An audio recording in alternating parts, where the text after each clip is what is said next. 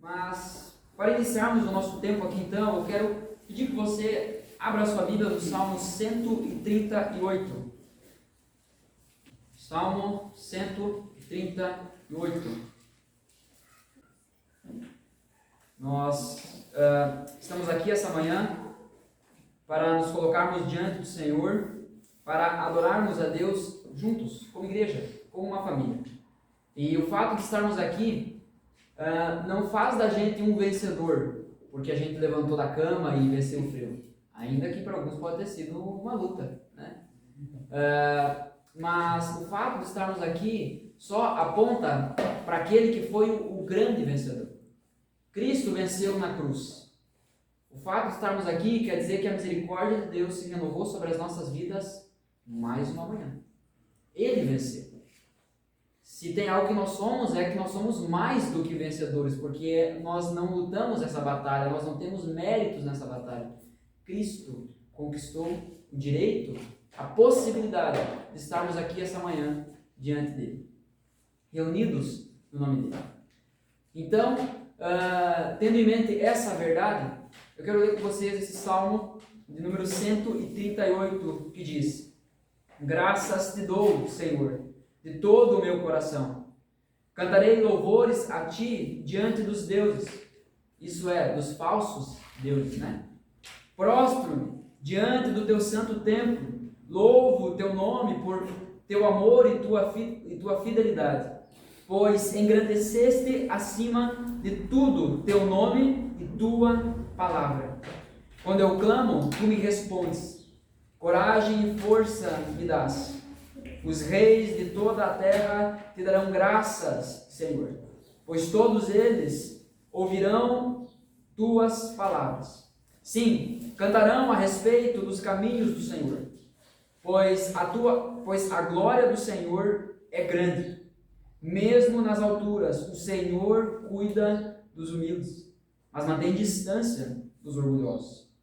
Ainda que eu esteja cercado de aflições, tu me protegerás da ira de meus inimigos. Estendes tua mão, e o poder de tua mão direita me liberta.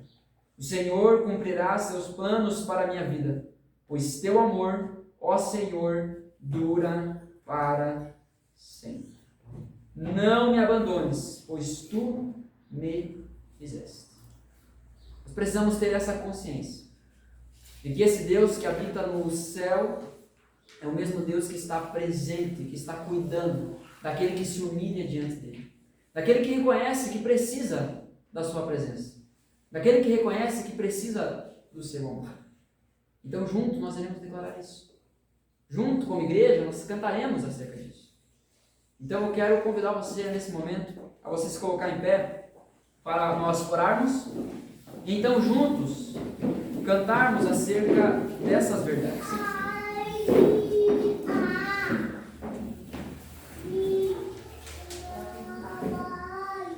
A verdade é que se você está aqui essa manhã, é porque de alguma forma você deseja a Deus. De alguma forma você quer Deus. Pode até ser por motivos errados, mas se você está aqui essa manhã é porque você quer a Deus. A minha oração é que essa manhã o Espírito Santo ele toque o nosso coração e se os nossos desejos estão errados, que ele redima os nossos desejos. Que ele aponte o nosso querer e molde o nosso coração para de fato buscarmos ele da maneira que devemos. Então que nesse momento a nossa oração possa ser essa: Senhor, graças te dou de todo o meu coração. Cantarei louvores a ti. Prostro-me, me rendo, me coloco diante da tua presença e te louvo pelo teu amor, pela tua fidelidade e pelo teu grande nome. É sobre ele que nós estamos reunidos aqui. Então é a ele que nós iremos adorar. Senhor, obrigado, Pai, pela tua graça, obrigado pelo teu amor. Senhor, nós te louvamos porque tu tens sido bondoso conosco. Senhor, nós te louvamos porque nada do que nós fizemos poderia pagar o preço, poderia comprar aquilo que tu fez por nós. Pai amado, nós te agradecemos pela tua graça que nos alcança, pela tua misericórdia que se renova. E nesse momento, ó Deus, nós queremos declarar o nosso desejo por ti. Nós queremos te conhecer mais, Senhor. A verdade é que as batalhas que nós enfrentamos, as lutas que nós enfrentamos, às vezes as derrotas que nós enfrentamos, só denunciam o quanto nós carecemos de Ti conhecer, Senhor. Então juntos aqui nós nos humilhamos diante de Ti e declaramos: Senhor, nós Te queremos. Fala conosco esta manhã. Fala ao nosso coração, Pai. Nós estamos aqui, o Senhor nos trouxe aqui. Ainda que nós viemos convidados, talvez até insistidos, carregados por outras pessoas. Mas a grande verdade é o que o Senhor, que chama as estrelas pelo nome, e quando as chama, nenhuma deixa de corresponder. O Senhor, esta manhã, chama a nós. Se as estrelas não deixam de te responder, por que nós não responderíamos? Nós estamos aqui e queremos declarar isso. Que esse louvor, que essa canção, não sejam apenas palavras ditas da boca para fora, mas que seja um grito do nosso coração. Em nome do Senhor Jesus. É a minha, é a nossa oração. Amém.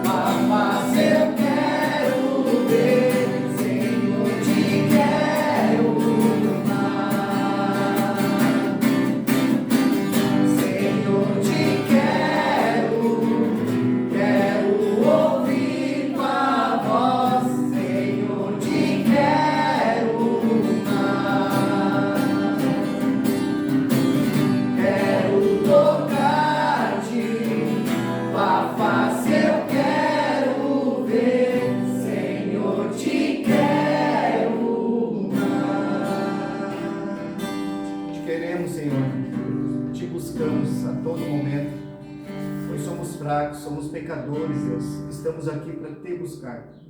Temos relatos de tantos irmãos, Deus, que já tiveram situações difíceis, mas buscaram a Ti, somente a Tua face, Deus, somente o Teu cuidado, porque o Senhor nos ama.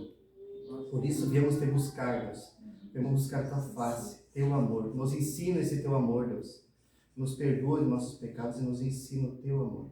Em nome de Jesus, te agradecemos esta manhã, todos os irmãos aqui neste culto. Amém.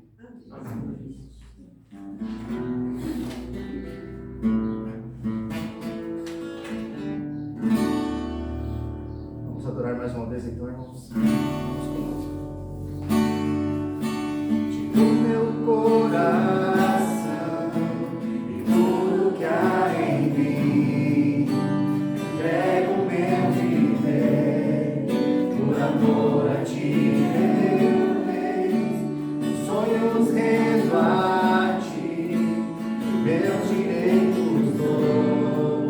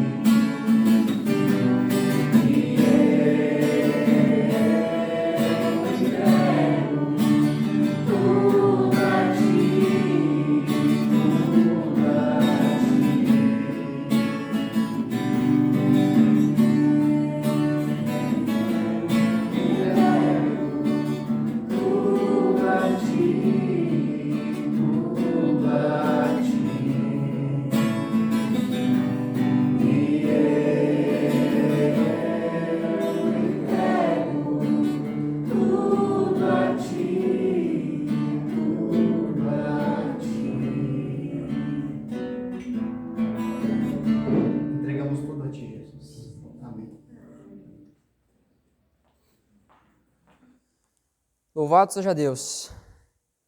Essa é uma música que deve constantemente estar na nossa boca, na nossa mente, no nosso coração. Não há dia que não seja um dia ideal para reforçar ou reafirmar a nossa entrega a Deus. Ainda que nós entreguemos os nossos corações a Ele, rendamos as nossas vidas a Ele, é impressionante como eu e você somos tentados a tomar o controle e tentar pegar de volta aquilo que a gente deu a Ele. Todos nós. E eu luto contra essa tentação diariamente. A natureza pecaminosa que existe dentro de mim e existe em você grita por controle. Grita por fazer as coisas do seu próprio jeito. E isso em todas as áreas da vida. Casamento, família, trabalho, até mesmo culto, até mesmo igreja. É por isso que nunca é demais nós lembrarmos que essa reunião que nós temos aqui, esse culto que nós estamos realizando, não é sobre nós, mas é sobre Jesus. É para o Senhor, não para nós. Não é? Eu quero seguir então pensando e construindo com você um entendimento acerca da redenção. Hoje, em nome de Jesus, nós encerraremos esse assunto, pelo menos nesse momento, né, por hora, mas não quer dizer que teremos esgotado o assunto. Desde já, me coloco à disposição para conversarmos acerca disso. Quem aqui estava no domingo passado ou assistiu o culto online? Levanta a mão, por favor. Sobre o que a gente vai falar hoje? Oi? Redenção. Tá, mas é uma questão específica que a gente vai falar hoje. Oi? Dízimo, oferta, contribuição. Né? Então, vocês vieram aqui sabendo disso. Certo? Bom. As pessoas que nos visitam, né, ou talvez não estavam acompanhando as mensagens que a gente estava falando até então, o que vai ser falado hoje não vai ser falado porque vocês estão aqui. Na verdade, isso já estava preparado há um bom tempo que seria falado sobre isso. Quando a gente vai falar sobre contribuição na igreja, a gente precisa sempre bater em cima dessa tecla porque há uma corrupção acerca da contribuição, acerca do dinheiro dentro das igrejas, por aí. E aí muitas vezes a gente cai num extremo de que não vamos falar sobre isso, cada um resolve, mas nós temos a Bíblia que nos instrui. Ou a gente cai em outro extremo, que vou falar só sobre dinheiro, para que as pessoas deem dinheiro, para que as pessoas enriqueçam a igreja, para que as pessoas enriqueçam o pastor, para que as pessoas enriqueçam, enfim, que seja lá o que for. Eu sei que há muita porcaria por aí. E eu sinto muito, porque com certeza você teve o azar de encontrar pessoas que pregaram a respeito de dinheiro de uma forma deturpada. Talvez querendo oprimir, talvez querendo sugar o dinheiro das pessoas. E isso tudo em nome de Deus. Que Deus tenha misericórdia dessas pessoas e que nesse momento Deus tenha graça de nós. Derrame a sua graça sobre nós para que a gente aprenda o que a Bíblia fala sobre isso. Então eu quero convidar você a continuar pensando sobre isso. Hoje então é a quarta parte sobre esse assunto, que muitas vezes nós passamos tão corrido sobre ele e por isso não entendemos tanto. Então eu fiz questão de tentar, dentro da minha limitação, ser didático e passar ponto a ponto do que é a contribuição, de acordo com a Bíblia. Mas para isso, em primeiro lugar, na primeira parte, nós precisamos entender o que era redenção. Porque a contribuição está ligada diretamente, não tem apenas uma relação, mas está ligada diretamente à redenção. No primeiro sermão, então, nós falamos sobre o que é redenção no Antigo Testamento e também no Novo Testamento. Nós entendemos que redenção ela pode ser definida da seguinte forma. Redenção é um ato de compra, seja uma propriedade material ou espiritual. No Antigo Testamento, a redenção, essa compra, esse resgate, era feito por escravos, era feito por campos, era feito por animais. né, pelos animais, aliás, não os animais faziam isso, né? No Novo Testamento nós vemos que a redenção ela é exclusivamente feita por Cristo Jesus. E já é uma redenção que abrange o aspecto em sua essência espiritual.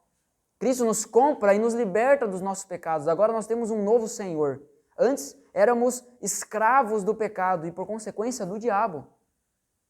Mas agora nós trocamos de dono. Não é que a gente ficou livre. Agora nós temos um novo dono. O resgate troca o dono da propriedade, não deixa a propriedade sem dono. Então, se nós fomos redimidos, se foi feita redenção em nossas vidas, nós temos um dono, nós temos um Senhor. Nós somos escravos do Senhor Jesus. A grande diferença é que enquanto Satanás fazia de tudo para nos destruir, inclusive até nos dar algumas coisas boas, até nos dar algumas coisas que a gente quer, enquanto o intuito de Satanás é nos destruir, nos afastar de Deus, Jesus, o nosso novo Senhor, que nos comprou pelo seu sangue, nos coloca à sua mesa. Diz, entra, senta aqui comigo. Você agora é cordeiro comigo. Fala sério, que Senhor é esse? Nós somos escravos, mas somos tratados como amigos. Nós somos escravos, mas somos tratados como filhos. Temos o mesmo direito que o próprio Jesus, porque Ele conquistou isso por nós. Na segunda parte, então, desse entendimento, nós falamos sobre a vida de um redimido. Aquele que foi comprado. E ele não foi comprado porque ele fez algo para merecer isso, mas por simplesmente a soberana vontade de Deus. Deus decidiu amar e comprar pessoas para si. Resgatar pessoas para si através do seu sangue. É importante lembrar que redenção tem como seus sinônimos remissão, compra, libertação. Dependendo do contexto, nós encontraremos diferentes formas, mas é um resgate. É Cristo nos comprando e nos tomando para si. Nós entendemos então que a vida de um redimido é vivida pela graça. Uma graça que perdoa e uma graça também que ensina, é uma graça educadora, uma graça pedagógica. E é interessante que o termo ali usado em Tito, capítulo 2, versículo 14, especificamente, vai dizer, o termo ali significa um pai, uma mãe que ensina uma criança a dar os seus primeiros passos. Nenhuma criança dá os seus primeiros passos sozinha. Os pais estão ali ensinando, os pais estão ali pegando na mão, encorajando, e só quando ela consegue firmar os passos que o pai e a mãe soltam. Vai haver tombos? Vai, mas ela vai continuar aprendendo a caminhar. Isso é a graça. A graça não é só algo que perdoa os nossos pecados, mas é algo que nos ensina a viver de uma maneira que agrada a Deus. A vida de um redimido, a vida de um salvo, a vida de alguém que foi comprado pelo sangue precioso de Cristo Jesus, é vivida pela graça. Não é na força do braço. Você é insuficiente. Retire-se a sua insignificância. Nós não somos eficazes. Nós não conseguimos. Eu não consigo. E não há nada que me convença do contrário, porque se eu conseguisse, Deus não teria enviado o seu Filho para morrer pelos meus pecados. Deus não teria enviado o seu Filho para morrer pelos seus pecados. Louvado seja Deus, porque Ele nos deu o seu Filho e não uma segunda chance. Porque se Ele nos desse uma segunda chance, a gente ia estragar de novo. Nós precisamos dessa redenção. Na semana passada, então, nós falamos sobre contribuição, a contribuição de um redimido. Nós falamos sobre a contribuição no contexto do Antigo Testamento. Nós vimos ali para que eram as ofertas, nós vimos para que era o dízimo, e basicamente, resumindo, mas eu encorajo você, se você não assistiu, veja os outros sermões, está lá no nosso canal no YouTube. Ah, pastor, eu não entendo sobre isso. Me explica. Primeiro assiste lá, porque eu preguei sobre isso. Então, nós vimos que havia ofertas voluntárias que as pessoas decidiam entregar e também decidiam o que iriam entregar. Mas havia umas ofertas que eles eram ordenados a entregar e podiam decidir apenas o que iriam entregar. Mas também havia outras ofertas que o povo deveria entregar e Deus havia determinado o que era o conteúdo dessa oferta. Logo, essa questão de oferta voluntária, no Antigo Testamento a gente não encontra muita base. A questão do dízimo, o dízimo era basicamente usado para três coisas. Primeiro, sustento da casa de Deus, o templo. Antes, o tabernáculo. Então, o templo, a manutenção do templo. Os pães da proposição, o óleo para fazer enfim, todo o ritual, toda a liturgia, os reparos no próprio templo. O dinheiro, os dízimos eram usados para isso, para as despesas fixas do templo, da liturgia do povo da época. O dízimo era usado também para o sustento dos sacerdotes, que naquela época era a tribo de Levi. Eles não haviam recebido nenhuma herança, eles não haviam recebido nenhuma terra, e eles viveriam então dos dízimos, porque eles trabalhavam em prol do povo dentro do templo de Deus. O interessante é que há uma ordem expressa em Levítico para que os levitas também dessem dízimo dos dízimos. Os levitas não estavam isentos de entregar os seus dízimos. E por fim, o outro aspecto então do dízimo, da função, do propósito do dízimo no Antigo Testamento era ajuda aos necessitados. Aqueles que precisavam, seja do povo ou seja os estrangeiros. Mas ok, aí diante disso nós podemos falar, tá, mas isso não quer dizer nada, porque isso foi no Antigo Testamento. Vamos então hoje pensar e considerar sobre o Novo Testamento. Ainda antes de entrarmos propriamente dito no sermão, eu quero aqui me reservar ao direito e ir bem calçado naquilo que eu falei. Eu não posso ser conhecido, eu não posso ser lembrado, você comete uma injustiça comigo se você lembrar de mim como alguém que prega somente por dinheiro. Obrigado, meu irmão. Por quê? Porque é a primeira vez que eu estou falando sobre dinheiro. Desde que eu cheguei aqui, tirando fora os 2 ou 3 sermões que eu preguei antes de assumir oficialmente a Igreja Batista de Novas Missões. Mas desde que eu cheguei aqui, eu preguei os seguintes sermões, eu vou mencionar só o título. O caminho, primeiro, esperança e futuro. Segundo, o caminho do discipulado. Depois, igreja, lugar de perdão e restauração. Depois, aproximação transformadora. Depois, olhe e viva. Depois, do outro lado do mar. Depois, a firmeza de Jesus. Depois, somente uma coisa é necessária. Depois, Páscoa, uma passagem da morte à vida, parte 1 e 2. Depois, uma série em Apocalipse, o que Jesus diz à igreja, que foram 7 sermões. Depois, cheios do poder de Deus. Depois, mais que vencedores. Depois, o bom pastor. Depois, coloque a sua casa em ordem. E aí então, só então, agora completando hoje 4 mensagens sobre redenção, das quais 2 foram sobre o que Cristo fez por nós e nos comprou. E a semana passada e hoje então nós vamos falar sobre contribuição. Eu não sou um pastor que prega só sobre dinheiro. Deus não está interessado no seu bolso, Ele quer o seu coração. Quem sou eu para ficar olhando para o teu bolso? Ainda que mesmo se eu fizesse isso, eu não seria beneficiado, porque o dinheiro não vem para mim. Nós não somos uma igreja que o pastor administra o dinheiro.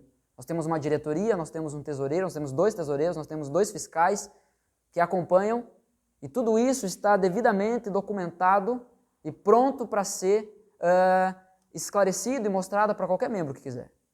Nós não somos uma igreja que recolhe e manda dinheiro para uma sede. O dinheiro fica aqui, para o bem, para o uso, para o benefício da nossa igreja. Ok, mas e o que a Bíblia fala sobre isso? Nós precisamos entender que a contribuição, ela não é algo simplesmente natural, mas que é algo de piedoso, é algo que demonstra devoção, é algo que demonstra fidelidade. Para entendermos isso, eu quero convidar você a abrir a sua Bíblia em Atos, capítulo 10. Nós vamos passear por alguns textos.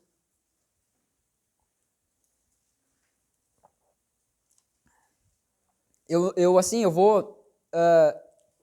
não vou dar tanto tempo para a gente encontrar os textos, porque senão nós não conseguiremos vencer aqui a ideia de hoje. Mas basicamente nós ficaremos no Novo Testamento. Então hoje, teoricamente, vai ficar mais fácil da gente achar os textos, né? Na semana passada, teve alguém até que comentou comigo, pastor, o senhor estava falando uns textos que a gente não abre tanto assim. Né? Aí fica mais difícil de achar. E claro, é uns livros menor, no frio, né? Os dedos duros também. Então, Atos, capítulo 10, só lembrando aqui mais uma vez, se você quiser, eu posso passar o esboço que eu tenho aqui do sermão de hoje para você ter toda a relação dos textos que eu vim preparado para usar, ok? Só me pedir depois no privado. Não adianta me pedir aqui que eu vou esquecer, me manda um WhatsApp lá depois pedindo. Então, Atos capítulo 10, a partir do versículo 1.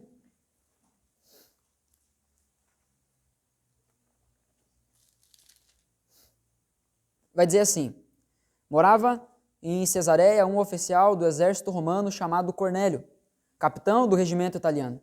Era um homem devoto e temente a Deus, como era também toda a sua família. Dava aos pobres esmolas generosas e sempre orava ao Senhor. Certa tarde, por volta das 3 horas, teve uma visão, na qual viu um anjo de Deus vir em sua direção e dizer: Cornélio. Temeroso, Cornélio olhou fixamente para o anjo e perguntou: O que é, Senhor? E o anjo respondeu: Suas orações e esmolas subiram até Deus, e ele as guarda na memória. Se as esmolas, se a contribuição não fosse algo espiritual, a contribuição ficaria aqui, não subiria diante de Deus. Mas tanto as orações como a contribuição, no caso a esmola de Cornélio, sobem diante de Deus e estão sendo guardadas diante de Deus. Deus recebe aquilo como uma adoração. Deus recebe aquilo como uma preocupação de agradá-lo. Então a nossa contribuição não é algo simplesmente natural, mas é algo que demonstra, é algo que reflete, que denuncia a nossa vida espiritual. Diante disso, vamos falar então sobre as ofertas e o dízimo no Novo Testamento. Primeiro sobre ofertas. Eu quero iniciar aqui lendo mais uma vez um trecho do livro Dízimos e Ofertas, quando a voluntariedade se torna soberana. É amplamente ensinado nas igrejas que as ofertas são o meio, na verdade, o único meio de sustentar o prédio e suas obrigações. E que, como o próprio nome já diz, são ações voluntárias. Ou seja, não pode haver nenhum tipo de constrangimento ou coação. Tudo deve acontecer segundo os desejos e ensejos dos corações. O termômetro da contribuição voluntária é a alegria. O apóstolo Paulo afirma que Deus ama quem dá com alegria. E sendo assim, se não estou alegre, por qualquer motivo, estou completa e totalmente isento diante de Deus e dos homens de participar financeiramente. Porém, será que o Novo Testamento realmente ensina esse tipo de voluntariedade soberana? Será que o coração do homem, que, diga-se de passagem, é egoísta e interesseiro, deve ser o padrão último para todo tipo de contribuição? Será que devemos realmente confiar no nosso coração? Nós vamos tratar um pouco sobre isso e vamos ver alguns textos, então, que falam sobre ofertas no Novo Testamento. O primeiro texto que eu quero convidar você a abrir é 2 Coríntios, capítulo 8. Se você está em Atos, você vai para Romanos, depois 1 Coríntios, 2 Coríntios. Tranquilo, né? 2 Coríntios, capítulo 8, a partir do verso 7. Você ficar vendo que eu estou mexendo assim nas mãos, não é porque eu estou ansioso, tá? É porque meus dedos estão gelados mesmo. 2 Coríntios 8, capítulo 7, a partir do verso 15. Diz assim: visto que vocês se destacam em tantos aspectos, na fé, nos discursos eloquentes, no conhecimento, no entusiasmo e no amor que receberam de nós, queríamos que também se destacassem no generoso ato de contribuir. Não estou ordenando que o façam, mas sim testando a sinceridade de seu amor ao compará-lo com a dedicação de outros. Vocês conhecem a graça de nosso Senhor Jesus Cristo. Embora fosse rico, por amor a vocês ele se fez pobre, para que por meio da pobreza dele vocês se tornassem ricos. Este é meu conselho. Seria bom que terminassem o que começaram há 1 ano, quando foram os primeiros a querer contribuir e a efetivamente fazê-lo. Assim, completem o que começaram. Que a boa vontade demonstrada no princípio seja igualada agora por sua contribuição. Doem proporcionalmente aquilo que possuem. Tudo que derem será aceitável, desde que o façam de boa vontade, de acordo com o que têm, e não com o que não têm. Não que sua contribuição deva facilitar a vida dos outros e dificultar a de vocês. Quero dizer apenas que deve haver igualdade. No momento, vocês têm fartura e podem ajudar os que passam por necessidade.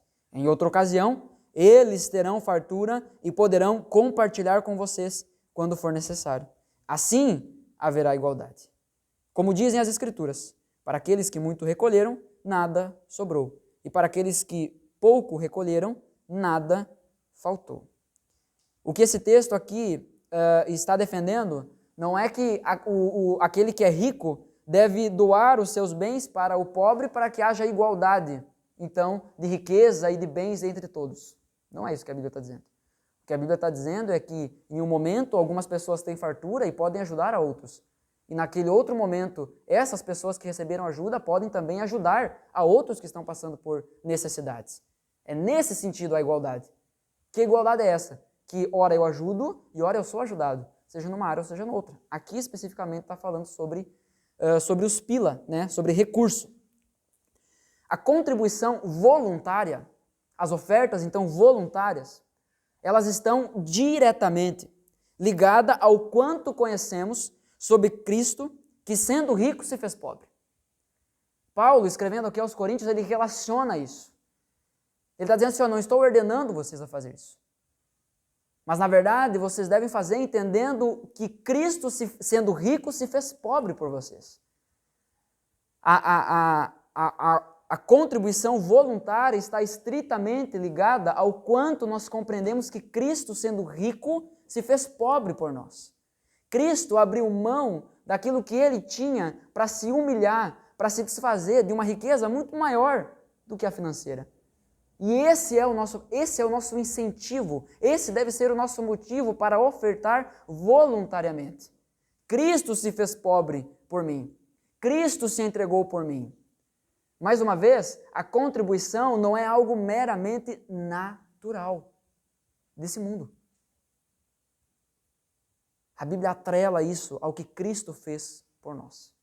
A nossa voluntariedade, então, na hora de contribuir, está estritamente ligada ao quanto conhecemos sobre Cristo e a sua obra.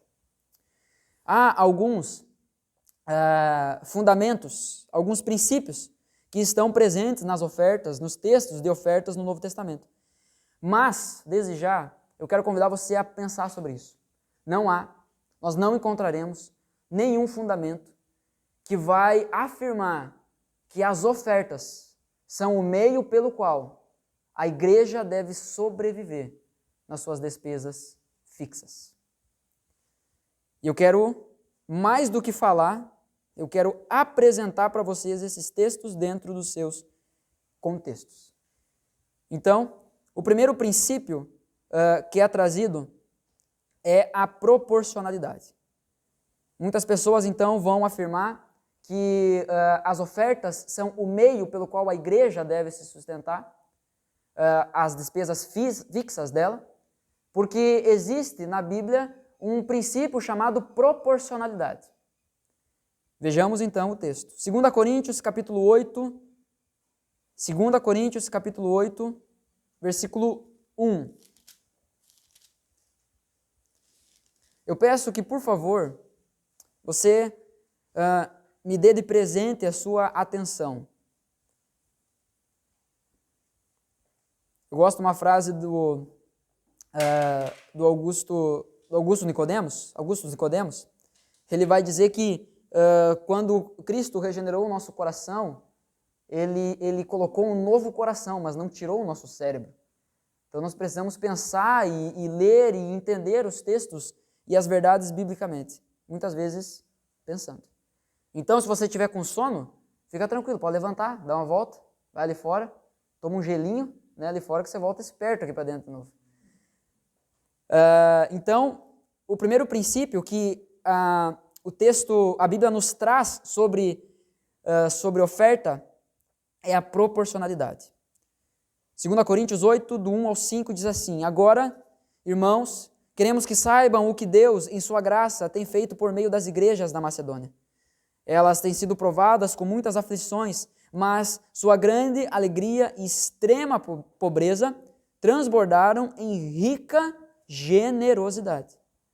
Posso testemunhar que deram não apenas o que podiam, mas muito além disso. E o fizeram por iniciativa própria. Eles nos suplicaram repetidamente o privilégio de participar da oferta ao povo santo. Fizeram até mais do que esperávamos, pois seu primeiro passo foi entregar-se ao Senhor. E a nós, como era desejo de Deus. Então, o que nós vemos aqui é que havia uma proporcionalidade que se esperava acerca dessas ofertas. Tanto é que Paulo diz, eles ofertaram dentro das suas condições e até além delas. E aí muitas pessoas aqui então vão defender que há um princípio de proporcionalidade agora para as despesas fixas da igreja. Mas o que nós vemos, e precisamos ler a Bíblia dentro do seu contexto, é que essa oferta levantada por Paulo era uma oferta específica. Para o quê? Para o sustento dos crentes que estavam necessitados em Jerusalém. Estavam sofrendo com as consequências da perseguição. Estavam passando necessidade. Então Paulo, o apóstolo Paulo, o grande missionário, plantador de igrejas da época, então ele está passando por algumas igrejas, e aqui nesse caso em Coríntios, e está recolhendo ofertas para aquele povo. Não há nenhum indício de que a igreja em Jerusalém, a igreja de Jerusalém, né, vamos pensar aqui a primeira igreja batista de Jerusalém, né, mas não há nenhum indício que a igreja de Jerusalém era sustentada por Coríntios, pela igreja de Corinto. Mas era uma oferta específica que estava sendo levantada para uma necessidade específica. A igreja não seria sustentada e não deveria ser sustentada pelas ofertas pontuais ou até mesmo esporádicas desses crentes. Se você analisar o contexto, você vai encontrar isso. A oferta era para os crentes necessitados, os pobres em Jerusalém. O segundo princípio, então, que se fala é a regularidade. Uma palavra difícil, não dá para falar rápido essa. Regularidade. 1 Coríntios, capítulo 16, versículo 1 até o versículo 3.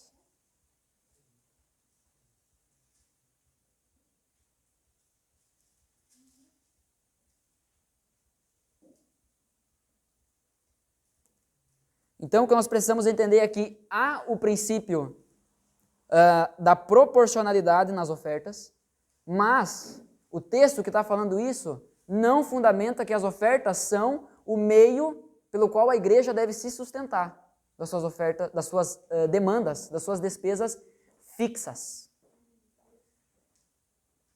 O segundo, então, é a regularidade. 1 Coríntios 16, versículo 1 a 3. Eu falei 6 antes? Falei 16? Tá. 16, do 1 ao 3. Diz assim: quanto à pergunta sobre o dinheiro que vocês estão coletando para o povo santo, sigam as mesmas instruções que dei às igrejas na Galácia. No primeiro dia de cada semana, separem uma parte de sua renda. Não esperem até que eu chegue para então coletar tudo de uma vez. Quando eu chegar, entregarei cartas de recomendação aos mensageiros que vocês escolherem para levar a sua oferta a Jerusalém. Aqui mais uma vez, a oferta estava sendo levantada para os crentes pobres necessitados em Jerusalém. Então há quem vai olhar para esse texto e vai dizer, tá vendo, aqui há o princípio então da regularidade. No início de cada semana, né? Então, todo domingo, em todo culto, vai ter o momento da contribuição. E aí é o momento que você oferta, porque a igreja é sustentada através disso. Mas aqui nós vemos que o que o texto está dizendo é que essa oferta foi levantada pontualmente para uma necessidade pontual, específica. E não era para a igreja de Corinto, era para a igreja de Jerusalém.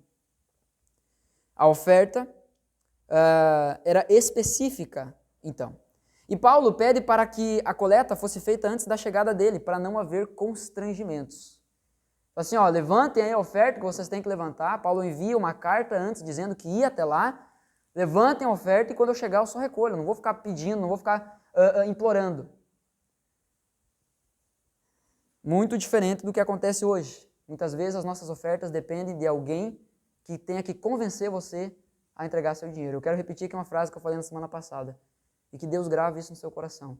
A igreja de Deus não precisa do teu dinheiro. Se é teu dinheiro, é teu. Faça bom uso dele. Delicie-se com ele. A igreja de Deus sobrevive, se sustenta, expande, cresce, avança com o dinheiro de Deus. A pergunta que fica é: o dinheiro que você tem é teu ou é de Deus? Então, nesse princípio da regularidade, nós vemos que mais uma vez era uma oferta pontual. Paulo não está aqui estabelecendo um fundamento para que então aqui as ofertas fossem estabelecidas como um meio pelo qual a igreja fosse sustentada, sobrevivesse nas suas despesas fixas. O que eu quero dizer com despesas fixas? Despesas mensais. Conta de água, conta de luz, e a gente vai ver isso um pouquinho mais para frente ainda. Terceiro princípio, o princípio da generosidade. Mais uma vez, 2 Coríntios, capítulo 9, versículo 6 até o 8. Acompanhe comigo. 2 Coríntios, capítulo 9, versículo 6 até o 8. Diz assim: lembrem-se, quem lança apenas algumas sementes obtém uma colheita pequena, mas quem semeia com fartura obtém uma colheita farta. Cada um deve decidir em seu coração quanto dar. Não contribuam com relutância ou por obrigação, pois Deus ama quem dá com alegria. Deus é capaz de lhe conceder todo tipo de bênçãos, para que em todo tempo vocês tenham tudo de que precisam e muito mais ainda, para repartir com os outros.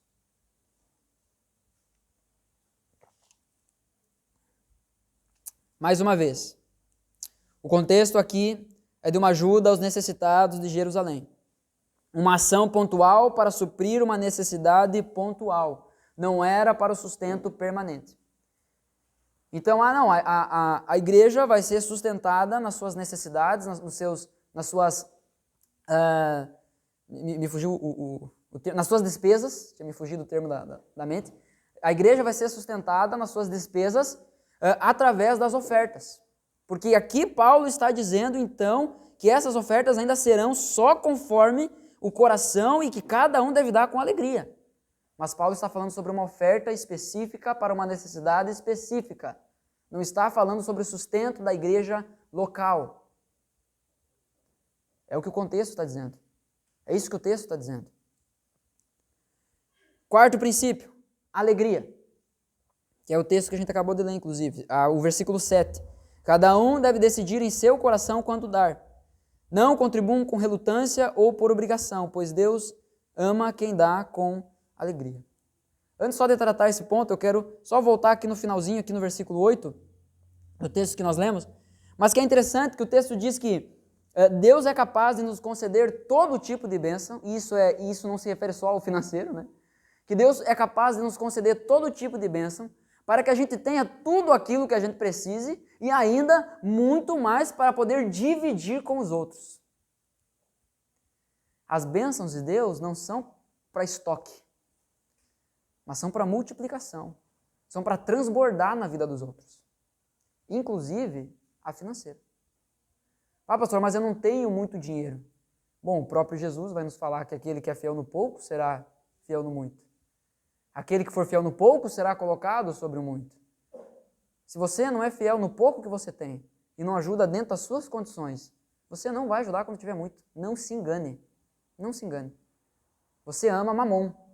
Você ama o Deus do dinheiro. Não se engane. Se você não é capaz de tirar, de tirar 10 reais de 100, você não vai tirar 1.000 reais de um valor maior. Você não vai. A verdade é que Deus pode fazer e suprir todas as nossas necessidades.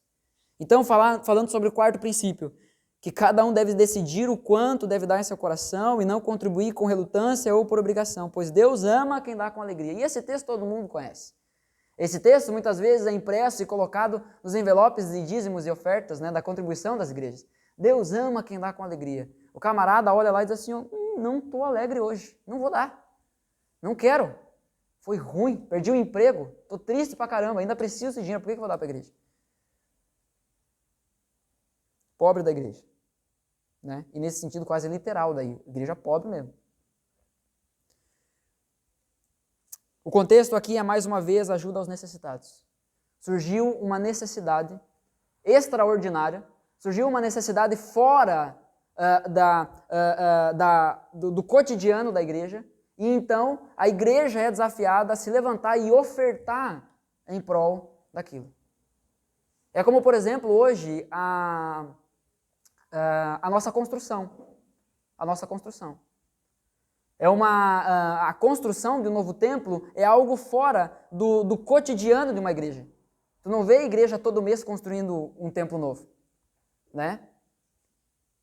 Então, as pessoas se levantam e ofertam com base no seu coração, com base na sua alegria, de boa vontade, com voluntariedade, para uma obra, para um fim específico, para um fim pontual. É aí que entra as ofertas. Mas ainda assim, nós devemos ofertar só quando estivermos alegres? Nós devemos ofertar só quando estivermos alegres? Deus vai nos amar só quando nós entregarmos com alegria? Nós temos um problema a respeito da voluntariedade soberana, onde a voluntariedade, a minha boa vontade decide o que eu faço e o que eu não faço. A nossa natureza, ela é uma fábrica de sentimentos errados. A nossa natureza pecaminosa é uma fábrica de sentimentos errados. É fácil perceber quando analisamos a nossa vida e a nossa obrigação que temos para com Deus. O estudo da palavra, a vida de oração, a busca, o auxílio aos necessitados, sabe, o obedecer aos seus mandamentos. Como é difícil fazer isso.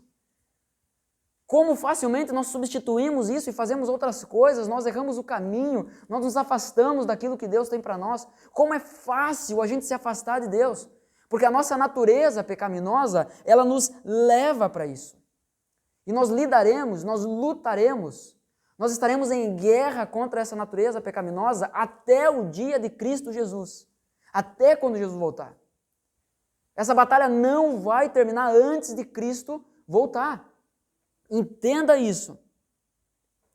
Nós não podemos nos vender, então, a essa ideia. A verdade é que fazer aquilo que é certo, agradar ao Senhor, exige um esforço de nós. A força vem dele, mas o esforço é nosso. Nós precisamos responder à força que ele nos dá, à graça que ele derrama sobre nós. Por outro lado, os prazeres carnais, os prazeres do mundo, são tão fáceis. Os prazeres do mundo é uma mãe que nos pega no colo. Os prazeres do mundo é uma carícia em nosso coração. Os prazeres do mundo é o que nos abraça. O mundo entrega exatamente aquilo que nós queremos. Por isso que é tão fácil. Nós não podemos ficar então submetidos, escravos dos nossos sentimentos. O próprio Paulo vai dizer, aquilo que eu quero fazer, eu não faço. E aquilo que não faço, aquilo que não quero fazer, é isso que eu faço. Contudo, não sou eu que faço, mas é o pecado que habita em mim.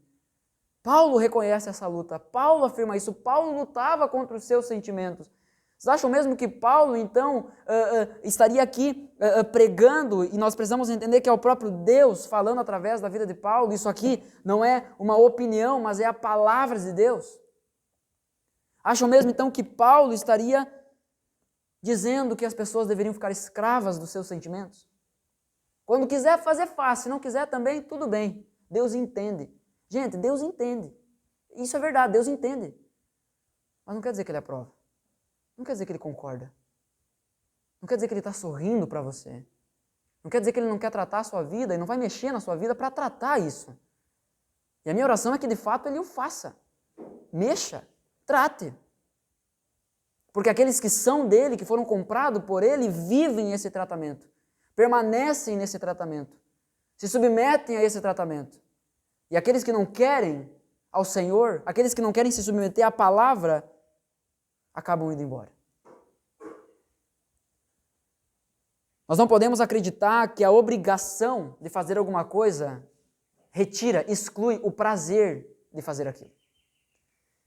O apóstolo João, escrevendo na sua primeira carta, 1 João, capítulo 5, versículo 3, ele vai dizer que os mandamentos do Senhor são mandamentos, são obrigação.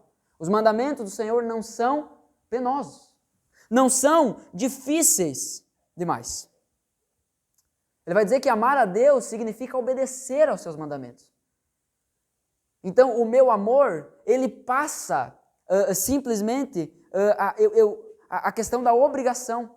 Eu cumpro a obrigação e eu sinto prazer naquela obrigação porque eu amo o meu Senhor. O amor, ele não é um sentimento que vem e vai.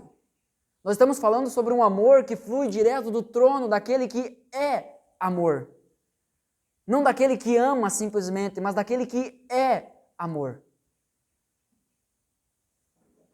Nós não podemos acreditar que a obrigação de fazer algo nos tira o prazer. Também, nós precisamos entender que não desejar fazer alguma coisa nos isenta de fazer. Olha o que diz em Tiago, ou melhor, Salmo 19. Salmo 19. Salmo 19, versículo 7 até o versículo 11. Diz assim. Salmo 19, versículo 7 ao 11.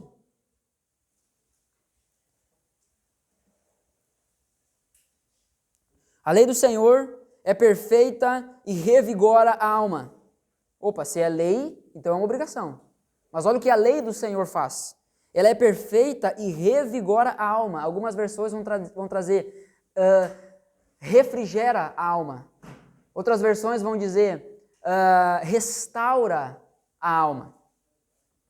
Então, a lei do Senhor é perfeita e revigora a alma. Os decretos do Senhor são dignos de confiança e dão sabedoria aos ingênuos. Os preceitos do Senhor são justos e alegram o coração. Os mandamentos do Senhor são límpidos e iluminam a vida. O temor do Senhor é puro e dura para sempre. As instruções do Senhor são verdadeiras e todas elas são corretas. São mais desejáveis que o ouro, mesmo o ouro puro. São mais doces que o mel, mesmo o mel que goteja do favo. São uma advertência para teu servo, grande recompensa para quem os cumpre. Uma pergunta, há nesse texto alguma coisa que nos faz entender, nos faz pensar que a obrigação dessa lei, o fato de ser uma lei, tira o prazer nela? Pelo contrário, está dizendo que a gente vai desejar ela mais do que o mel, o puro mel que goteja do favo. Que nós vamos desejar ela mais do que o ouro, mesmo o ouro puro. Há uma alegria nisso. Logo, não estar com vontade de fazer alguma coisa não nos isenta da obrigação. E aí que vem o texto que eu estava pulando aqui, Tiago capítulo 4, versículo 17. Vai dizer, se vocês sabem que devem fazer o bem e não fizerem, estão pecando. Aquele que sabe que deve fazer o bem e não faz, está pecando. Mas eu não sinto que devo fazer, não importa.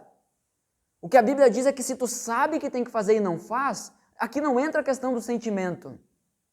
Eu não estou com alegria em fazer, pouco importa. Se você não faz, você peca. E na verdade isso surge, isso é resultado de um outro pecado. Que é nós não buscarmos a nossa alegria em Deus. E aqui mais uma vez eu quero fazer uma citação do livro Dízimos e Ofertas, quando a voluntariedade se torna soberana.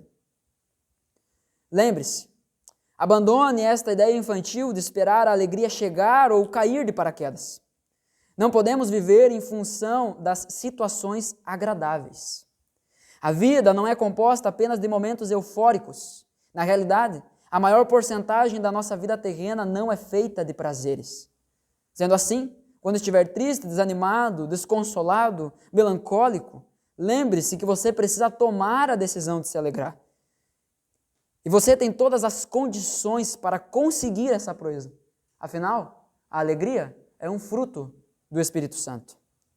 Você não é a fonte da alegria, mas pode facilmente tomar mão, fazer uso desse recurso.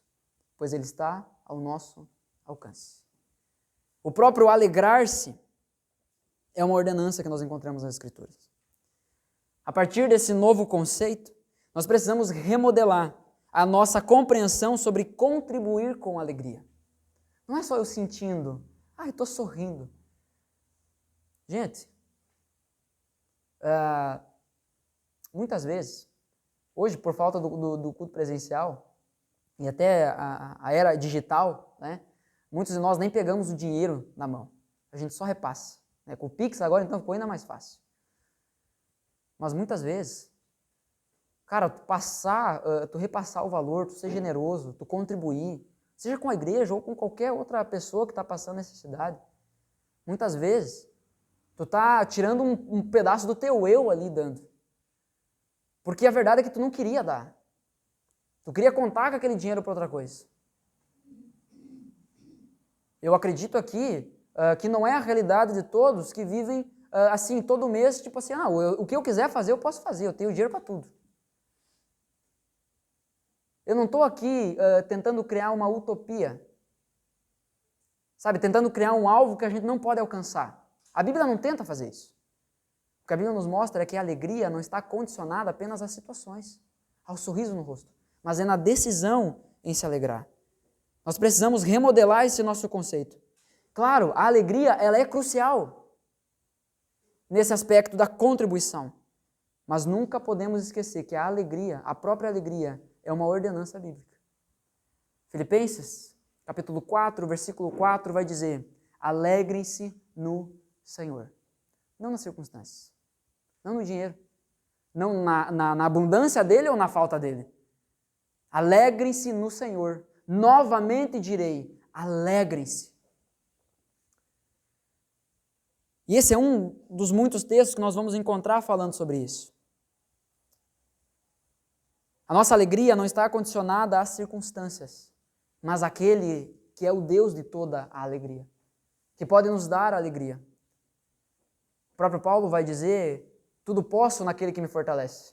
E quando ele fala isso, ele está falando sobre viver bem com abundância, com fartura, quente ou com frio, né? Aquecido ou com frio, com fome ou saciado, com muito dinheiro ou com pouco, vivendo uma vida tranquila ou perseguido. Paulo vivia alegre.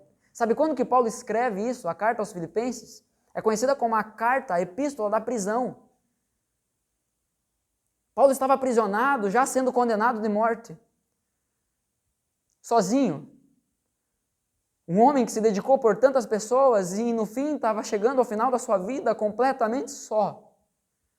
Um homem que estava necessitando ser consolado. E é esse cara que via cartas e ele consola outros de fora, porque a alegria dele não dependia das suas circunstâncias, mas dependia do Senhor de toda a alegria. Alegrem-se no Senhor. Novamente direi, alegrem-se. O que Paulo está dizendo é, não fiquem tristes porque eu estou aqui, eu estou cumprindo um propósito, eu estou preso por um propósito maior. É propósito de Deus que eu esteja aqui. Vai ser para a glória dele a minha prisão, a minha morte, o nome do Senhor será engrandecido. Alegrem-se nisso e não nas circunstâncias. Então nós somos indesculpáveis. A verdade é que assim, eu não estou alegre para fazer, a gente nunca vai estar, dificilmente a gente vai estar. É um dia extraordinário, o dia que você vai estar, nossa, hoje eu estou assim, super faceiro em dar esse dinheiro, ao menos que esteja sobrando. Aí a gente dá alegre. Aí a gente assim, não, está aqui, minha consciência está aliviada, estou dando com alegria. Mas por que está te sobrando? Mas a contribuição, ela ultrapassa essas circunstâncias. Nós entendemos então que os textos que muitas vezes são defendidos e tratados como princípios, para que as ofertas sejam um meio de suprimento para as demandas fixas da igreja, esses textos falam apenas de contribuições pontuais. Logo, as ofertas não são o meio pelo qual a igreja se sustenta. Mas então qual é o meio, pastor? Aí nós entramos então aqui no ponto do dízimo. E ainda não é conclusão, eu ainda não estou dizendo para você que então você tem que dar o dízimo. Até dar o dízimo já é uma linguagem errada. Muito pior ainda quando as pessoas dizem pagar o dízimo, como se fosse uma conta. Eu vou pagar o dízimo. Tu paga por uma coisa que tu vai receber, tu comprou. Muitos acreditam que é tempo da igreja viver pela fé. Viver dependendo, então, da voluntariedade, da alegria, da disposição, né? Do arco-íris dentro da cabeça, no coração das pessoas. E aí, então, elas vão ficar alegres e vão ofertar com a igreja, generosamente. Muitas pessoas acreditam que é tempo da igreja viver pela fé. Ou melhor, viver de fé. Como se a gente chegasse lá na loja que vende o material de construção e dissesse, cara, esse metro de areia aí eu não vou ter como pagar, mas eu creio. O cara vai dizer assim, não, tu crê bastante, então tá aqui, ó, tá quitada a conta. Pode acontecer? Pode. Mas qual é a obrigação de Deus fazer isso? No fim, há um valor envolvido, alguém tem que receber. O dinheiro tem que sair de algum lugar. Como se essa tal fé fosse uma moeda invisível, que supre todas as necessidades em seu fim. Ainda que muitas vezes as nossas necessidades são supridas pela oferta ou por Deus simplesmente enviar coisas a nós, eu já vivi coisas parecidas. E muitas vezes está dentro de casa sem ter o que comer no próximo dia. E abrir a porta do meu apartamento está lá um mini rancho de supermercado. Tem envelopes com dinheiro debaixo da porta. Seja o dinheiro ou seja a mercadoria em si, alguém pagou por aquilo. Talvez a pessoa que me deu ganhou. Mas a pessoa que deu para essa pagou. Ou ganhou também, mas alguém teve que pegar no mercado. Alguém teve que pagar. Alguém usou de um recurso para que isso fosse adquirido. Nós não podemos achar que a fé é uma moeda invisível. Então, que de alguma forma paga as contas. Isso não acontece. É interessante que muitas pessoas, quando vão perguntar para os seminaristas, que estudam na faculdade lá em Juí, a qual eu me formei, o pastor Cesar também se formou lá, muitas pessoas chegam para a gente e perguntam assim, ó, vocês pagam para morar aí? Vocês pagam o estudo? Como se... Não, porque é da igreja, então, assim, cai do céu. Chove todo dia aqui, a luz, chove, aqui a gente pega a água da chuva e a gente bota para os banheiros, para os dormitórios. Os computadores, tudo choveu aqui. Nada tem que comprar. Né? Lá no templo que nós estamos construindo, o piso que foi colocado, choveu lá dentro. Gente, eu estou aqui usando uma linguagem dura, talvez até, mas dá um choque de realidade em nós. Às vezes a gente entra numa fantasia de que, não, se está acontecendo, então quer dizer que está indo, de algum lugar está vindo. Mas nós precisamos lembrar que é um privilégio participar disso. É um privilégio. Muitas vezes nós não falamos sobre o dízimo, ou até fugimos do termo para não assustar os visitantes. Mas, na verdade, esse assunto, ele assusta muito mais os membros. Silvano, tu consegue arrumar para mim aqui o celular que ele deu uma... Enquanto isso, quem está vendo em casa teve só um problema técnico, mas vamos continuar ouvindo bem. Então, muitas vezes, nós não falamos sobre o dízimo com medo de assustar os visitantes, mas, na verdade, é que é os membros que correm desse assunto. Os mamãozinhos nos nossos bolsos estão bem protegidos. Se o dízimo não é a oferta, não é a forma, se o dízimo não é a forma de sustentar a igreja local hoje, em suas necessidades materiais, qual então é? Qual é a forma? Nós percebemos que há pessoas que dizem que são as ofertas voluntárias, porém nós não encontramos fundamentação bíblica para isso. Os textos que nós vimos sobre oferta falam sobre ofertas específicas para necessidades específicas, ok? Entendemos isso?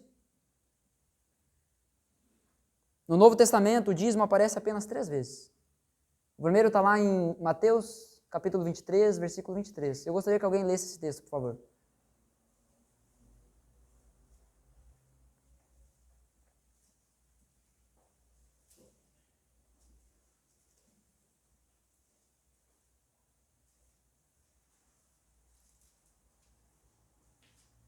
Primeiro que achou, pode ler.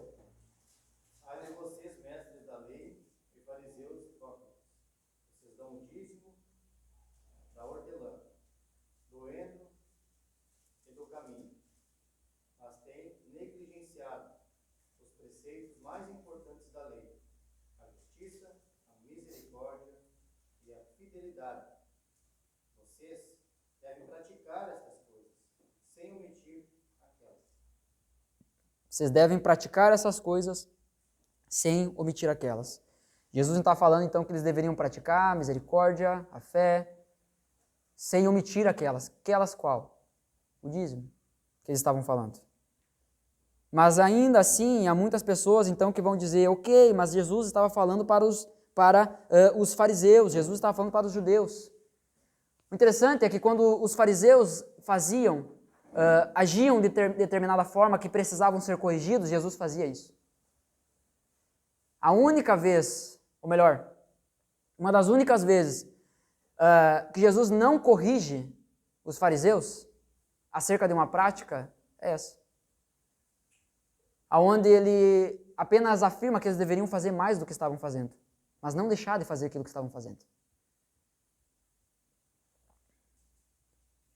O outro lugar que aparece o dízimo é em Lucas capítulo 18, mas esse texto, enfim, se você quiser abrir, mas esse texto não é relevante, eu não vou citar ele aqui porque é um texto apenas descritivo. Só vai ter a palavra dízimo lá, não está falando nada especificamente sobre o dízimo.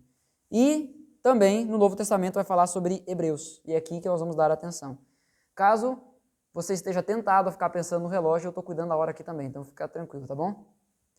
Vamos lembrar que a cruz é maior que o relógio. Continua me dando de presente sua atenção aí, por favor. Então vamos falar sobre o dízimo em Hebreus. O propósito da carta aos Hebreus é apresentar o sacerdócio de Cristo como maior do que o sacerdócio de Levi, da lei mosaica. Mostrar as coisas antigas, mostrar as coisas da antiga aliança que não passaram para a nova aliança. Aqui, em Hebreus, seria a oportunidade clara para falar claramente sobre a descontinuidade do dízimo, então. Mas isso não acontece. Vejamos Hebreus capítulo 7, versículo 1.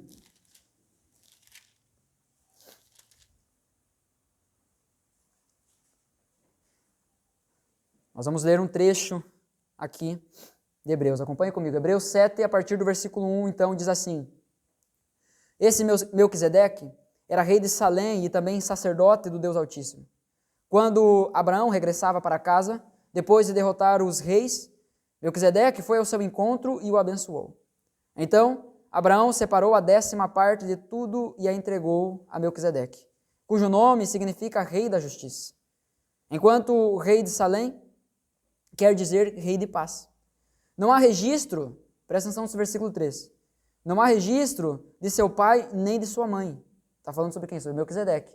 Não há registro de seu pai nem de sua mãe, nem de nenhum de seus antepassados, nem do começo, nem do fim de sua vida. Semelhantemente ao Filho de Deus, ele permanece sacerdote para sempre. Considere, portanto, a importância de Melquisedeque. Até mesmo Abraão, o patriarca, a reconheceu ao entregar a ele 1/10 do que havia conquistado na batalha. A lei de Moisés exigia que os sacerdotes, os descendentes de Levi, recebessem o dízimo de seus irmãos israelitas, que também são descendentes de Abraão.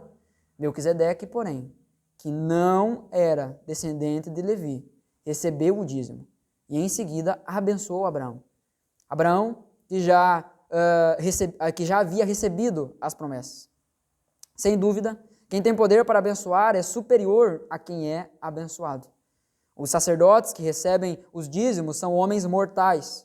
A respeito de Melquisedeque, no entanto, é dito que ele continua vivo.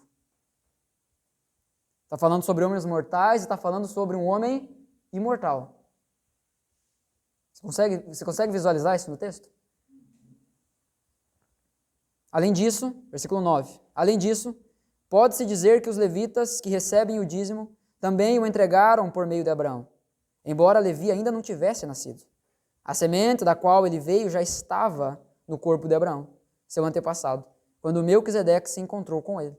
Portanto, se o sacerdócio de Levi, sob o qual o povo recebeu a lei, pudesse ter alcançado a perfeição, por que seria necessário estabelecer outro sacerdócio?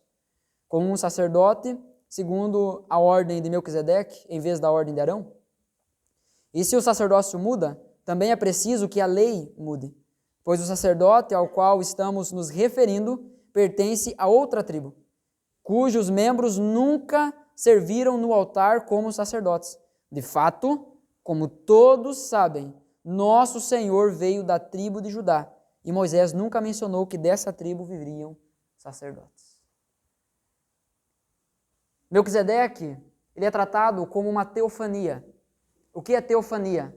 Teofania é uma manifestação física que é possível visualizar, é uma manifestação física de Deus no Antigo Testamento.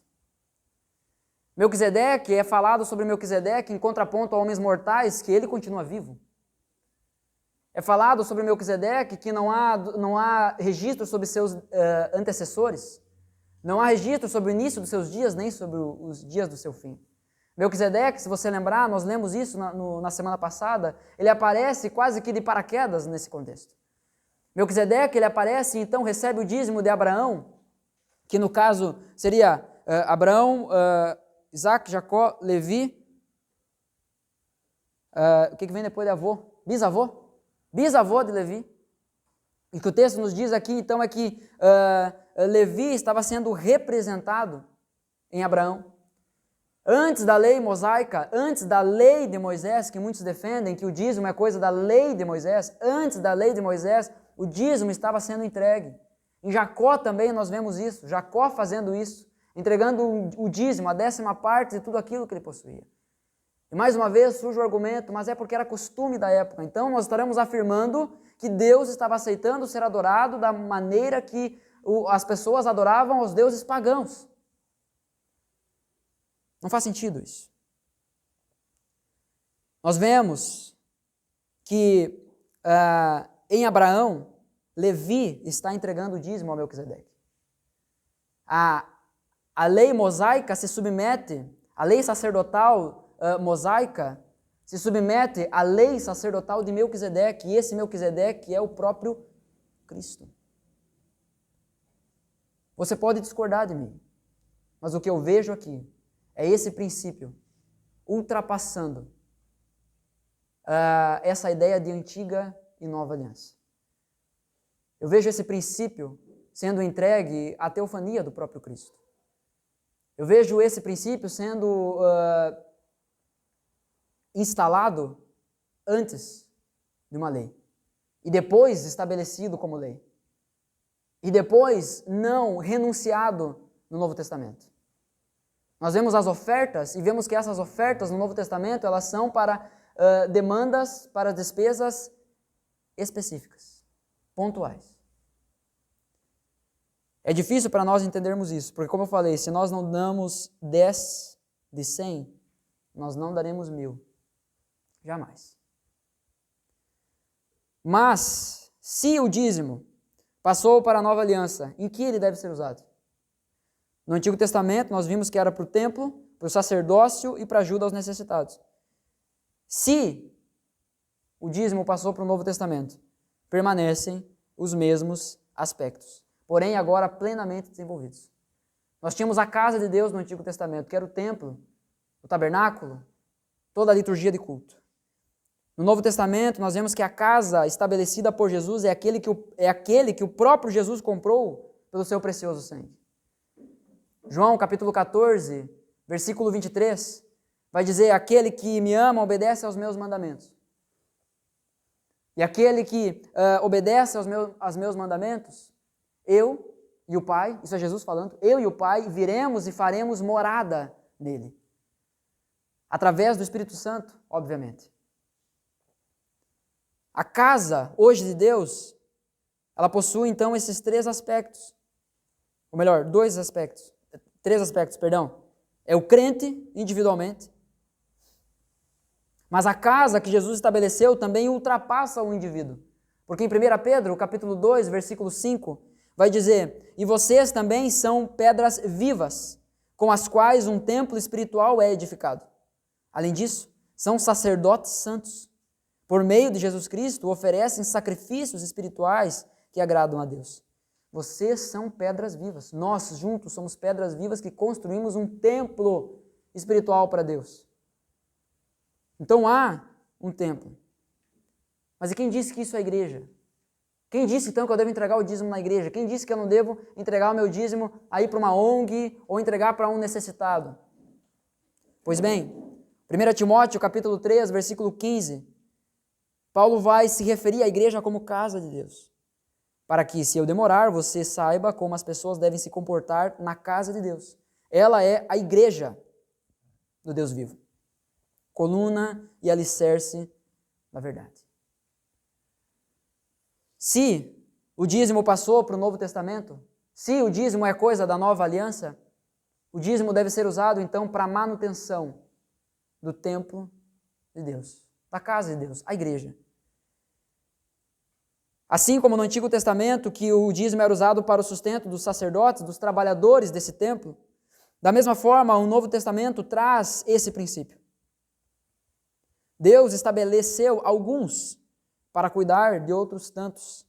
Em Atos, capítulo 20, versículo 28, vai dizer, portanto, cuidem de si mesmos e do rebanho, sobre o qual o Espírito Santo os colocou como bispos, como pastores, como cuidadores, a fim de pastorearem sua igreja, comprada com seu próprio sangue. Deus estabeleceu alguns para cuidar de outros tantos. E esses que foram estabelecidos por Deus devem ser remunerados por isso. 1 Coríntios capítulo 9, versículo 14, Paulo vai dizer, da mesma forma, o Senhor ordenou que os que anunciam as boas novas vivam pelas boas novas. Há outras traduções que vão dizer aquele que vive, aquele que anuncia o Evangelho deve viver do Evangelho. Olhe o contexto. Não saia simplesmente tirando conclusões precipitadas. 1 Timóteo capítulo 5, versículo 17 e versículo 18 vai ainda mais longe, que diz os presbíteros, e aqui é um outro nome para pastor, os presbíteros que fazem bem o seu trabalho devem receber honra redobrada, especialmente os que se dedicam arduamente à pregação e ao ensino, pois as Escrituras dizem, não amordaçem o boi para impedir que ele coma enquanto debulha os cereais. E também, aqueles que trabalham merecem seu salário. Ah, pastor, colocou esse texto porque tu quer um aumento? Não, eu coloquei esse texto para que você entenda que a Bíblia ordena como deve ser tratado o dinheiro da igreja. Em terceiro, nós temos então o mesmo aspecto do Antigo Testamento, que é a ajuda aos necessitados, a ação social. Atos capítulo 6, do versículo 1 ao 4, diz, à medida que o número de discípulos crescia, surgiam murmúrios de descontentamento. Os judeus de fala grega se queixavam dos de fala hebraica, dizendo que as viúvas estavam sendo negligenciadas na distribuição diária de alimento. Por isso, os 12 convocaram uma reunião com todos os discípulos e disseram, nós, apóstolos, devemos nos dedicar ao ensino da palavra de Deus e não à distribuição de alimentos. Sendo assim, irmãos, escolham 7 homens respeitados, cheios do Espírito e de sabedoria, e nós os encarregaremos desse serviço. Então, nós nos dedicaremos à oração e ao ensino da palavra. A ação social, a ajuda aos necessitados é algo que deve ser feito com seriedade, com compromisso. Os recursos devem ser direcionados àqueles que de fato precisam. Não só para os de fora, esse texto até eu não coloquei aqui, mas vai falar que nós devemos cuidar primeiro dos de dentro. Primeiro aqueles que participam da nossa família, da nossa igreja. E aqui mais uma vez eu quero dizer algo que eu já disse muitas vezes. Não pode faltar nada, porque não está faltando irmão. Enquanto tiver irmão, terá suprimento. Você não pode estar passando necessidade. Você não pode ter necessidade de alguma coisa básica na sua casa. Você pode ter tudo o que você não quer. Eu não tenho tudo o que quero. Pode ser que você não tenha tudo o que quer, mas aquilo que você precisa, a igreja que entende como trata os seus recursos, está aqui por você. Então procure. Sem vergonha, procure. Pastor, acabou o gás lá em casa, eu não sei de onde eu vou tirar. Não sei por que eu sempre uso esse exemplo, acho que é porque o gás é o que nos pega mais de surpresa, né? E a gente ainda diz assim, sempre na hora que está fazendo comida. Mas vai acabar quando? Se não na hora que está fazendo comida. Mas não tem de onde tirar. Tu vai fazer como? Como que tu vai cozinhar? Como que tu vai fazer? Isso é uma necessidade básica. Meu irmão, minha irmã, me liga. Me liga. Na diretoria mesmo, nós já conversamos algumas vezes, nós precisamos ser rápidos, eficientes na ajuda às pessoas. As pessoas não podem estar passando necessidade, coisas básicas, e a gente tem que se reunir para decidir se vamos ou não ajudar. Se a pessoa está precisando de uma coisa, a igreja está ali para isso. Mas como dizia a minha avó, que carinhosamente eu chamo de véia Zirda, a dona Zilda, eu não sou adivinha. Se você não falar, como que a igreja vai cumprir o seu papel? Ah, a igreja não ajuda, mas você não sabe que tu está precisando. Vai ajudar como? 1 Timóteo, capítulo 5, versículo 16 diz, se alguma irmã na fé tem viúvas na família, deve tomar conta delas e não sobrecarregar a igreja, para que assim então ela possa cuidar das viúvas que estiverem verdadeiramente sozinhas. A igreja precisa ajudar aqueles que realmente precisam. Diante de tudo isso, como eu falei, você pode discordar que o dízimo passou para a nova aliança, que o dízimo é coisa do Antigo Testamento. Eu não estou aqui defendendo um termo. Mas o que o Novo Testamento fala sobre ofertas é sobre demandas, sobre despesas específicas. E o Novo Testamento não exclui o dízimo, mesmo quando teve a oportunidade de fazê-lo. Não exclui esse princípio. Mas diante disso, eu quero citar aqui um pensamento do pastor Hernandes Dias Lopes. É hora de abandonarmos nossas evasivas. É hora de darmos um basta às nossas desculpas infundadas. É hora de pararmos de tentar enganar a nós mesmos e convencer a Deus com as nossas justificativas. É hora de sermos fiéis ao Deus fiel. É hora de sabermos que tudo é de Deus. Se você foi comprado, tudo é dele. Nossa casa, nosso carro, nossas roupas, nossas joias, nossos bens, nossa vida, nossa saúde, nossa família, tudo é dele. Somos apenas mordomos, não donos. Deus quer de nós obediência e não desculpas, fidelidade e não evasivas. Que atitude vamos tomar? Nosso coração está onde está o nosso tesouro. Se buscarmos em primeiro lugar o reino de Deus, não vamos ter problemas com o dízimo. A compreensão de que somos mordomos e não donos dos nossos recursos, a compreensão de que somos mordomos e não donos dos nossos recursos, aponta para a redenção. O que eu tenho não é meu. O que eu tenho é dele, porque eu fui comprado. E o que diz em 1 Coríntios, capítulo 6, eu fui comprado por um alto preço. A contribuição é o reconhecimento do que eu tenho não é meu. E esse reconhecimento aponta para a redenção. Logo, contribuir não é uma ação meramente natural, mas aponta para aquilo de sobrenatural que aconteceu dentro de nós. Não é sobre o bolso, mas é sobre o coração. A contribuição é um ato de gratidão, de reconhecimento, de louvor, de gratidão. Tim Keller vai dizer, deveríamos considerar o dízimo como o padrão mínimo de contribuir e buscar ir além do dízimo. É um privilégio investir no reino de Deus. Devemos sempre investir o quanto podemos. Em suma, o dízimo não é uma regra, mas uma direção. 2 Coríntios, capítulo 8, versículo 5, vai dizer, fizeram até mais do que esperávamos, pois seu primeiro passo foi entregar-se ao Senhor e a nós. Primeiro ao Senhor e depois a nós, como era o desejo de Deus. Entenda de uma vez por todas. Deus não quer o teu bolso. Ele quer o teu coração.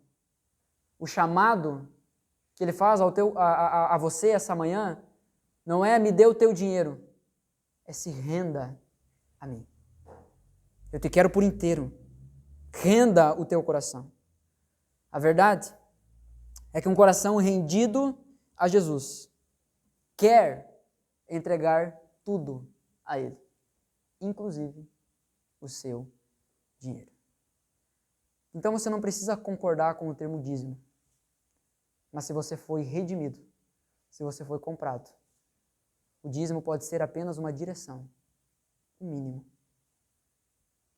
Porque nós vemos que se antes o dízimo era tratado como regra, no Novo Testamento nós vemos que há uma compra integral da gente. E que agora não apenas parte do nosso recurso é dele, mas tudo o que temos é dele. Logo, nós devemos prestar atenção em como gastamos os nossos recursos, no que nós investimos os nossos recursos. Será que as coisas que eu estou botando meu dinheiro estão servindo para me destruir? Eu ouvi esses dias algo e até compartilhei com o irmão. Às vezes, o nosso carrinho do supermercado é uma demonstração que nós somos maus mordomos. Está cheio lá de coisa que pode acabar com a nossa vida. De verde, de colorido, aquilo que é bom a gente encontra bem pouco. E eu não digo isso apenas para romantizar o que eu estou dizendo. Eu estou aqui reconhecendo um pecado. Luto diariamente para me alimentar saudavelmente.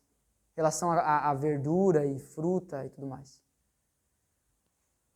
Mas nós devemos entender que os nossos recursos eles devem estar totalmente ao serviço de Deus.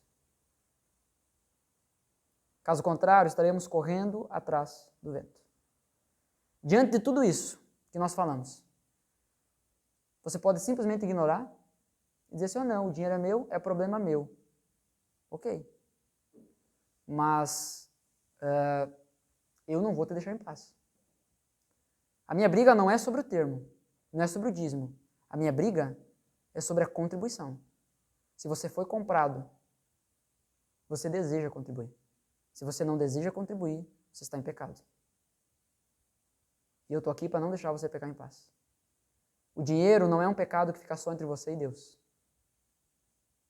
Eu estou aqui para não deixar você pecar em paz. Eu vou estar aqui lembrando você, através da palavra de Deus, que o que você tem não é dele. E isso se você foi comprado. Se você não foi, vá em paz e viva do jeito que você quiser. Eu quero orar nesse momento, e aí nós encerraremos com uma canção, e após a canção nós estamos já, então, despedidos. Nós vamos cantar sobre, acerca do Espírito Santo. E é Ele quem testifica a mensagem, é Ele quem testifica o ensino aos nossos corações. Que essa canção seja a nossa oração. Se você realmente quer entender, eu posso te passar os esboços, você pode assistir de novo todos os sermões que foi falado até aqui, para você recapitular e construir toda a ideia.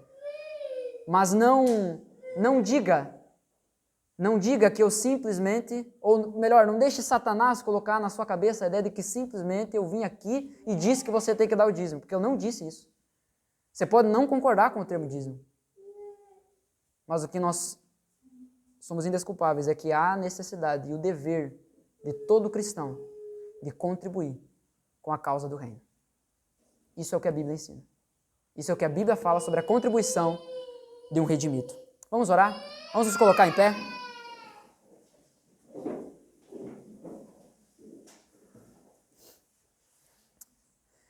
Oremos. Pai, obrigado pela Tua graça, obrigado pelo Teu amor. Obrigado, Senhor, pela Tua palavra. Deus, apesar de mim, eu peço que, mesmo com as minhas limitações, talvez a minha linguagem falha, a minha falta de habilidade, talvez, para colocar os termos como deveriam, ensinar da forma perfeita, eu creio, ó Deus, que o Senhor tem despertado os nossos corações. E que, mais uma vez, a gente entenda que a Tua preocupação primária não é o nosso bolso, mas é o nosso coração. Porque um coração rendido a Ti resulta em um bolso rendido a Ti. E essa é só uma das tantas áreas que nós precisamos tratar, das tantas áreas que nós já vemos tratando ao longo dos meses. Não nos deixa, Senhor, Satanás, cegar a gente, cauterizar a nossa mente para olhar apenas para isso e dizer: o dinheiro é meu. Senhor, nos liberta disso, nos liberta desse mundanismo, nos liberta da idolatria aos recursos, ao dinheiro. Nos liberta, Senhor, da maldição de tentar viver as coisas do nosso jeito, resolver as coisas do nosso jeito. Pai, nós clamamos pelo Teu Espírito Santo testificando isso em nossos corações, Senhor. Que a nossa contribuição, de fato, não seja apenas para aliviar nossa consciência, mas sim um ato de gratidão, de reconhecimento, de louvor, de adoração. Que toda vez que a gente for entregar a nossa oferta, o nosso dízimo, enfim, a nossa contribuição, que toda vez que a gente for entregar isso, que nós possamos chegar diante do Senhor, ou até mesmo ali diante do celular, fazendo a transferência, digitando os valores, que o nosso coração exploda de alegria, não por conta das circunstâncias, ou porque a conta no final do mês não vai fechar, mas porque o Senhor é aquele que nos sustenta e o Senhor proverá aquilo que nós precisamos. Em Ti nós temos a provisão. Nós temos a provisão, que é o que nós precisamos, e nós temos a profusão, que é mais do que nós precisamos. O Senhor tem derramado infinitamente mais do que nós precisamos, Senhor. Nós que somos cegos, somos mesquinhos e não percebemos. Perdoa-nos do nosso pecado, perdoa-nos da nossa idolatria prática. Porque com a nossa boca a gente professa que o dinheiro não nos manda, mas as nossas atitudes falam isso. Eu sou o primeiro a puxar essa fila, Senhor, me perdoa. E que hoje, Senhor, hoje, ó Deus, o Teu Espírito Santo me leve, me tome a ser mais generoso, a honrar ao Senhor. Ainda que doa no meu bolso, mas que o meu coração esteja alegre no Senhor, naquele que é o abençoador, naquele que é o dono de todo ouro, de toda prata. O Senhor nunca deixou nos faltar. Pai, que possamos nos libertar dessa ideia de que quando eu quiser eu faço. Que o Senhor nos leve a meditar sobre esses princípios. E que a gente responda ao Senhor da maneira que o Senhor deseja. Nós sabemos que o meu falar, o argumento, não vai convencer ninguém. Tua palavra diz que é o Espírito Santo quem convence. Por isso, nós vamos cantar agora e clamar. Nós queremos fazer essa música a nossa oração. Espírito Santo, Tu é bem-vindo aqui. Espírito Santo, vem e nos inunda. Espírito Santo, vem e enche esse lugar. Espírito Santo, vem e enche os nossos corações. Talvez a nossa idolatria ao dinheiro é só uma ponta do iceberg. Nós pedimos, Espírito Santo, que o Senhor venha e trate os nossos corações nesse momento. E a minha oração, é a nossa oração, em nome do Senhor Jesus. Amém.